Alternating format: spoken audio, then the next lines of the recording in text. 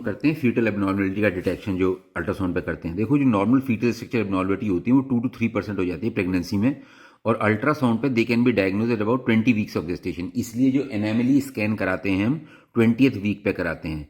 Increasingly as ultrasound technology improve the abnormality are being detected in the first trimester dating scan. तो ऐसा नहीं है कि 20th week पे हम इनको जल्दी भी पकड़ लेते हैं, और बस इनके नाम याद रहे, spina bifida, hydrocephalus, skeletal abnormalities, achondroplasia, abdominal wall defect, एक्सॉप्ट, तो इनके बस नाम याद रख लेना 2-4। और जब भी फीटल स्ट्रक्चर एबनॉर्मलिटी कोई आती है तो फिर उसको आप फीटल मेडिसिन स्पेशलिस्ट के पास रेफर कर दोगे।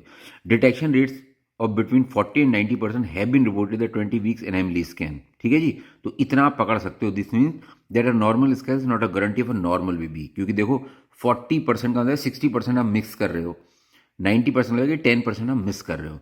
अ number of factors can influence the success of detection abnormality, some are very difficult to visualize or to be absolutely certain about. Some conditions, for example, hydrocephalus may not have been obvious at the time of early scan. Neural migration disorder that affects cerebral development may not manifest until the third trimester.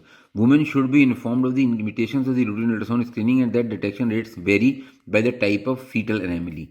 The woman body mass index and the position of the unborn baby at the time of scan, ये भी बहुत important है।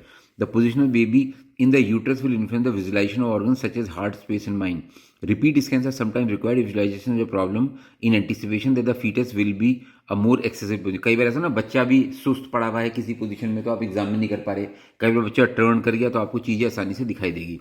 सम ops ultrasound findings are consider variants of normal, मतलब बिल्कुल normal तो नहीं लेकिन variant of normal बोलते हैं, इनको सॉफ्ट मार्कर बोलते हैं। और बेसिकली इसमें सबसे इंपॉर्टेंट होता है फीटल न्यूकल ट्रांसलूसेंसी, जो हम गर्दन के पीछे जो देखते हैं at the area of back of the neck. On routine anomaly scan the direction of increase nuchal fold of more than 6 metre और 2 और more soft marker should prompt referral to fetal specialist, क्योंकि फिर down syndrome की possibility है।